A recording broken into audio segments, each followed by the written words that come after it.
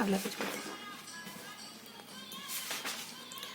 ये पढ़ना हमको, इसको तुमको याद ही करना पड़ेगा। चलो मेरे साथ याद करो। दर्पण का सूत्र, प्रतिबिंब का रेखीय आवर्धन, 2 सूत्र याद करने पड़ेंगे हमको। मतलब सूत्र याद करने पड़ेंगे, इसके अलावा बीच में याद करना पड़ेगा। ऊपर भी सूत्र है, सूत्रों के बीच में हमको सारणी याद करनी पड़ेगी। ये पूछ सकते हैं कभी आपसे, उत्तर देने के लिए।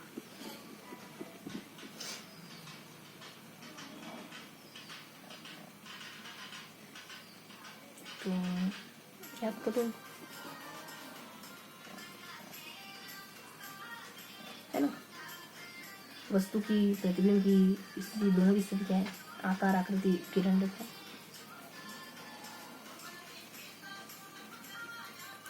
है ना। वस्तु की, प्रतिबिंब की स्थिति क्या है, आकार क्या है, प्रकृति कैसी है, ये सब याद करना। अगर प्रतिबिंब की स्थिति F पर बनता है, C पर बनता है, C पर बनता है, C से अनंत पीछे, ये का है, ये उत्तल दर्पण पे, ये उत्तल दर्पण पे। उत्तल दर्पण होता है अपना ये वाला, सब बताना पड़ेगा। समझने की कोशिश करें तो और अच्छा रहेगा। वस्तु की स्थिति अनंत पर, ये आपके पास कांच है, ऐसा उभरा हुआ ऐसा कोई कांच है, जैसे चम्मच। कोई चीज़ बहुत दूर पड़ी है, बहुत दूर है, तो कहाँ बनेगा प्रतिबिंब? फोकस F पर दर्पण के नीचे, यहाँ बनेगा प्रतिबिंब, यहाँ बनेगा। अब मुझे समझ नहीं, दर्पण के पीछे कैसे बनता है?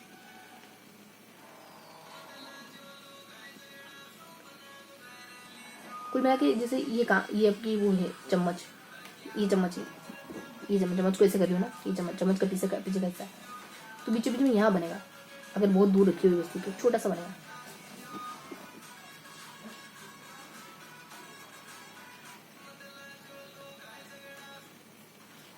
समझ ना।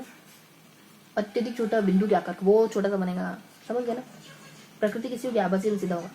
आभासी मतलब बिल्कुल सही से पता भी नहीं चल रहा होगा, इतना छोटा होगा। बस इमेजिन करने की कोशिश करो, हम कोई साइंटिस्ट नहीं है, बस कोशिश करो कि ऐसी कोई चम्मच आपके पास, ऐसी होती चम्मच, बहुत दूर कुछ रखा हो, तो ये बीच में छोटा सा बिंदु दिखाई देगा ना, तो सही से दिखाई देगा, होगा सीधा पर दिखाई भी कभी कुछ नहीं देगा। बस यही होगी सारी बातें इसकी। प्रकृति, आकार से सब होगा, बहुत छोटा सा है बस। अब अगर अनंत तथा दर्पण के ध्रुव P के बीच में, दर्पण के ध्रुव P और मतलब थोड़ा सा पास है। अनंत तो पहले था ही था, अब P के बीच में, P और अनंत के बीच में थोड़ा सा नजदीक आ गई।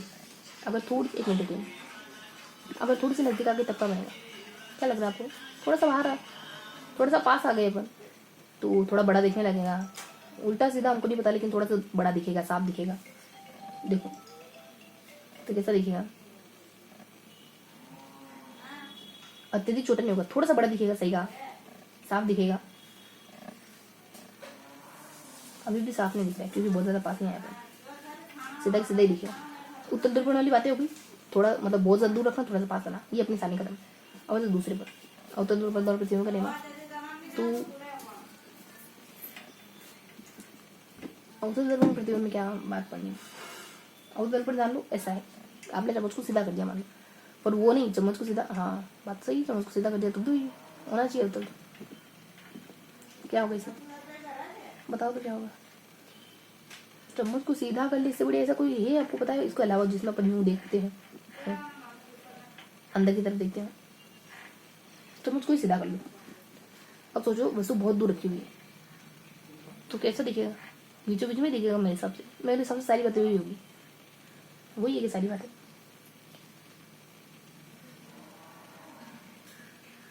F कहाँ बनेगा? चित्र कहाँ बनेगा? F पर बनेगा। F ये रहा, मतलब बीचों बीच में बनेगा। ये कहा तो यही बीचों बीच में बनेगा, बात सही है। इस बीचों बीच सेंटर को F पाया है, F पर बनेगा। छोटा होगा, बिंदु के आकार का होगा, वास्तविक को उल्टा होगा। यहाँ ये बात जाने लाएंगे, ऊपर तो सीधा था, यहाँ दिख रहा था, तो थोड़ा सा अंदर ये अगर यहाँ बनेगा तो सब कुछ वही, बहुत दूर है तो बहुत छोटा सा बनेगा, आपको दिखेगा नहीं, बिंदु के आकार का होगा, आभासी होगा मतलब दिखेगा नहीं, और बात ये कि उल्टा होगा। अब वही दो बातें तो वही हो जाएगी जो उस वाले में पढ़ ली। थोड़ा सा पास आ गया तो क्या होगा? अगर थोड़ा सा पास आ जाता है तो मेरे हिसाब से वही सारी बातें होगी। थोड़ा सा बड़ा दिखने लगेगा, हो सकता है थोड़ा सा साफ हो जाए, उल्टा उल्टा ही रहेगा। हाँ थोड़ा सा बड़ा दिखने लगेगा,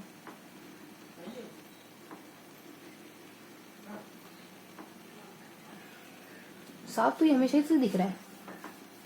साफ का मतलब है नहीं, बस ही नहीं, मतलब छोटा सा है लेकिन वास्तविक है, सब कुछ वही, कुछ खास नहीं। अब आ जाओ यहाँ, ये है हमारे उत्तल दर्पण की मेन बात है। 1 2 3 4 ये 4 स्थितियां पढ़नी हमको, जो सिर्फ और सिर्फ उत्तल दर्पण की ही। क्या पता था गेम में, वस्तु इतनी पास है तो प्रतिबिंब की क्या स्थिति होगी? वस्तु इतनी पास है तो प्रतिबिंब की स्थिति होगी, अब बहुत पास है यार, पास का दायरा बढ़ते जा रहा है, आप उसको अलग अलग नाम दे रहे हो। पहले अनंत कहा था, फिर अंत जो कहा था, फिर आप पास एफ के लिए। तो सी पर है तो क्या बनेगा? तो प्रतिबिंब की स्थिति सी पर है तो सी पर ही बनेगा, समान आकारों का अत्यधिक वास्तविक उल्टा होगा। अब इनको समझने की कोई जरूरत नहीं, इनको एज इट इज पता कर लो, एक दो बातें समझ लिया बहुत है। अब सबको एक साथ याद कर लो, सी सी एफ एफ कैसे याद कर लो? सी सी एफ एफ ऐसे करके याद करो। सी पर है समान आकार का है, वास्तविक उल्टा है ना। सी से दूर है आवर्धित है, वास्तविक तथा उल्टा है। और एफ पर है अनंत पर है, अत्यधिक आवर्धित है, वास्तविक तथा उल्टा है। एफ तथा एफ पी तथा एफ के बीच है, दर्पण के बीच आवर्धित है, आवर्धित से बड़ा है। अब इन चीजों को याद करना है, एज इट इज याद करो।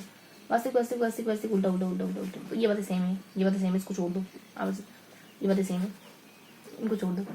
यहाँ समान आकार बड़ा, अत्यधिक आवर्धित आवर्धित, इनको भी समझ लो कि आवर्धित अत्यधिक आवर्धित आवर्धित 1 2 1 2 1 2 स्टेप बाय स्टेप 1 2 1 2 1 2 ऐसे आवर्धित अत्यधिक आवर्धित आवर्धित समान है ना। तो लगभग लोग यही चल रहा है दोनों पैटर्न में। यहाँ पैटर्न देखो तो सी सी और फिर पैटर्न नहीं चल रहा है, पहले सी सी चल जाएगा फिर पैटर्न चल रहा है, मतलब 2 और 2 में सी सी से दूर फिर पैटर्न नहीं चल रहा है। अनंत एडी मतलब अनंत पर और दर्पण से दूर, सी सी एफ एफ सेकंड से सी से बीच, ये सारे कॉन्सेप्ट हो गए हमारे। दो को समझा है, ऊपर ऊपर दोनों को समझा है, नीचे शुरुआत 2 को समझ लिया है, उसके बाद हमने समझा नहीं है, सिर्फ पैटर्न बना है। नीचे आप कंटिन्यूस पैटर्न है, फिर 1 2 1 2 1 2 वाला पैटर्न है, फिर बस उसका 2 पैटर्न मिस रहे हैं, 2 क्या एक ही पैटर्न मिस रहा है, सी सी वाला। फिर सी सी है, फिर एडी है अनंत और दर्पण। सामने वाला पैटर्न है अपने 2 2 वाला पैटर्न हो गया, यहाँ वाला पैटर्न है अपने सी सी और एफ एफ। तो ये वाला अपना पूरा कॉन्सेप्ट अच्छे से क्लियर है।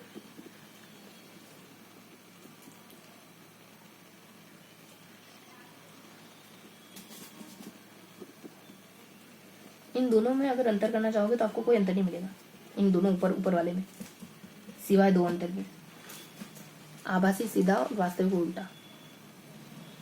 तो ये सारे कंप्लीट हो गए। सारणी मैंने कहा था, सारणी के बीच में आपको सूत्र कहोगे गोली दर्पण में दर्पण की ध्रुव से बिंदु की दूरी, ध्रुव से प्रतिबिंब की दूरी तथा ध्रुव से मुख्य फोकस की दूरी कहलाती है। इन तीनों परस्पर संबंध। फोकस की दूरी किसको कहते हैं? ध्रुव से प्रतिबिंब की दूरी, दर्पण से ध्रुव। फोकस दूरी की परिभाषा है कि छोड़ो, हम तो तीनों में परस्पर संबंध होता है, किसमें दूरी में, फोकस दूरी में, दूरी में। कुल मिला के दर्पण का सूत्र याद करो, 1/f बराबर 1/u प्लस 1/a। u क्या है?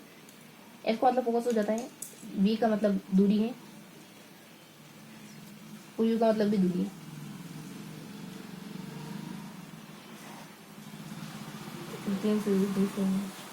दोनों ही अलग अलग प्रकार की दूरी है।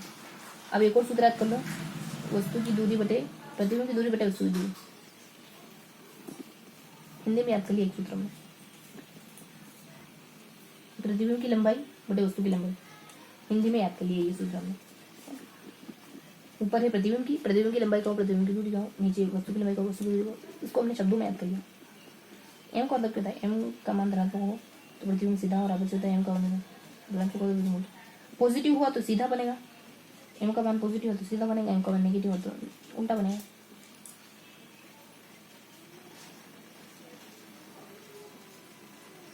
तो दो सूत्र हैं, इन दोनों सूत्र याद करें। यहाँ सूत्र याद करें, फोकस दूरी तथा वक्रता जन संबंध क्या है? तो F बराबर R/2। फोकस दूरी, गोलीय दर्पण की ध्रुव से फोकस की दूरी को दर्पण की फोकस दूरी कहते हैं।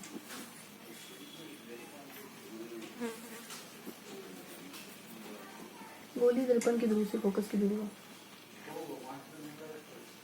अपना ये ध्यान को, फोकस दूरी किसको कहते हैं? फोकस दूरी को कहते हैं, फोकस की दूरी को। फोकस दूरी किसको कहते हैं? ध्रुव से फोकस की दूरी को फोकस दूरी कहते हैं। अब मुझे नहीं लगता कुछ बचा है। सारणी पढ़ी, ऊपर एक सूत्र पढ़ा है, नीचे एक सूत्र पढ़ा है, पता नहीं क्या सूत्र पढ़ा है, छोटा सा भी हमने। फिर यहाँ तो दो सूत्र बड़े हो तो पता है वी और यू वाला। हिंदी में तो ऊपर प्रतिबिंब की ये सब होनी चाहिए वस्तु की। एम अगर सकारात्मक हुआ तो सीधा बनेगा, एम अगर नकारात्मक हुआ तो उल्टा बनेगा। सब पढ़ लिया आप लोग, नहीं इतनी जल्दी। ये है ना FR2, प्रतिबिंब की लंबाई, प्रतिबिंब की वस्तु लंबाई।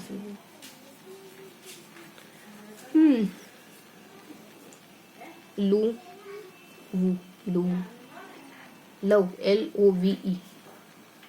बस फर्स्ट बार पढ़ा, अब थोड़ा सा दोहराएंगे। यहाँ हमने 2 सारणियाँ पढ़ी, 2 सारणियों के बाद हमने एक सूत्र पढ़ा जो हमने कहा अभी R/A बराबर R/2। यहाँ हमने फिर सूत्र पढ़ा है लव वाला, फर वाला, फर यानी पंख वाला, FR है तो फर वाला, यहाँ लव वाला। फिर हमने वो वास्तविक और प्रतिबिंब इसका वाला पढ़ा जिसमें हम बता रखा, तो ये हमने 2 बार रिवाइज करें। लास्ट बार रिवाइज करेंगे तो अपनी सारणी पढ़ी, यहाँ फर वाला सूत्र पढ़ा, यहाँ लव वाला सूत्र पढ़ा, नीचे हमने जो सूत्र पढ़ा वो क्या वस्तु और प्रतिबिंब।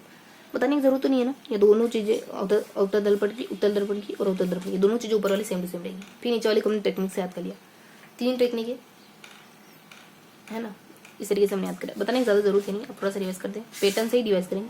देखो हमने पढ़ा 37 में क्या मेंशन है, पेज नंबर 37 है, इस तरीके से पढ़ा है। बहुत थोड़ी थोड़ी सी बातें हैं, यहाँ हमने पूरी सारणी कर ली जिसमें अपने यहाँ और यहाँ उत्तर पढ़े, जिसमें से 2 बातें दोनों की सेम हो रही थी। उसके बाद इसकी बची हुई 3 बातें अलग है जिसको अपने याद रखेंगे। यहाँ एक सूत्र पढ़ा, यहाँ एक सूत्र पढ़े, यहाँ एक सूत्र पढ़ा, ठीक है। यहाँ सूत्र अपने गणित में ही है जिसमें अपन फर कहते थे, फ बराबर R/2। यहाँ अपन LOV कहते थे, LO और V और U है जबकि। उसके बाद अपने वास्तविक और आभासी, एम मान ऋणात्मक होगा तो चौथा उल्टा बनेगा, सकारात्मक होता धनात्मक बनेगा, ठीक है। तो ये पूरा सेगमेंट था, कुछ बचा तो नहीं, देख लेते हैं। कुछ भी नहीं बचा, मुझे ऐसा लग रहा था यहाँ कुछ है तो कुछ क्या है पता है, चित्र बना हुआ। दर्पण का फोकस को कहते हैं, ध्रुव से फोकस के ध्रुव को फोकस दूरी, बिंदु से अपसरित तब से जाती है वह बिंदु दर्पण का फोकस कहलाते हैं। फोकस तो हमने पढ़ लिया था इस चित्र से, ये रहा फोकस होकर अथवा जिस बिंदु से अपसरित या आती हुई प्रतीत होती है उस बिंदु को दर्पण का फोकस कहते हैं। तो पढ़ लिया था हमने उसे, खाली फोकस को पढ़ लेते एक बार। और गोली दर्पण के मुख्य अक्ष समानांतर आपतित किरणें दर्पण में परावर्तन के पश्चात मुख्य अक्ष पर स्थित जिस बिंदु से परावर्तित होकर जाती है, ये गिर का कि आपतित किरणें परावर्तित किरणें जिस बिंदु से परावर्तित होकर जाती है और जहाँ मिलती है अतः जिस बिंदु को अपसरित या आती हुई प्रतीत होती है।